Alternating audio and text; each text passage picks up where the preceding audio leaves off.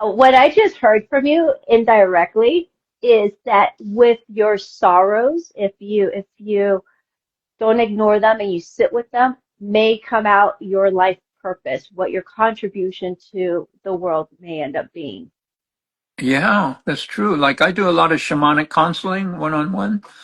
If anybody's interested, look, you can contact me through my website. But a lot of times people say, "Oh, I feel in despair." Okay, then we trace it down, usually through the feelings. Oh, it turns out like, when's the first time you felt so much despair? And then the story comes out, right?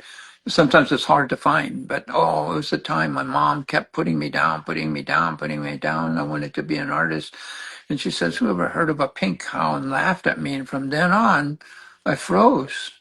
When you're like 11 or 12 trying to do something and then you get squelched, like, ooh, wow, in a very formative years. So everything you take to heart.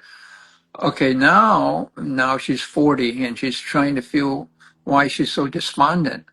Okay, we chase it down to that moment.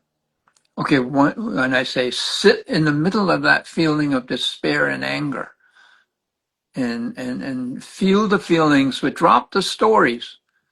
The stories are, why does this always happen to me? My mom is so screwed up, and all that judgment, criticism, explanation, justification. Release that. Just feel the feelings. I feel despair. And then a lot of times I would say, where in your body? Oh, right here in my chest. And, or what's it like? Is it like black tar? What's it like? No, no, yeah, it's like tar and it's dark gray and so on. What they're doing is they're completely feeling the feelings, but dropping the stories around them. Why does this always happen to me? I'll never forgive them.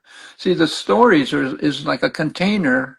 Feelings is like water, just like in our invocation, the direction of water is the feeling, the emotional body.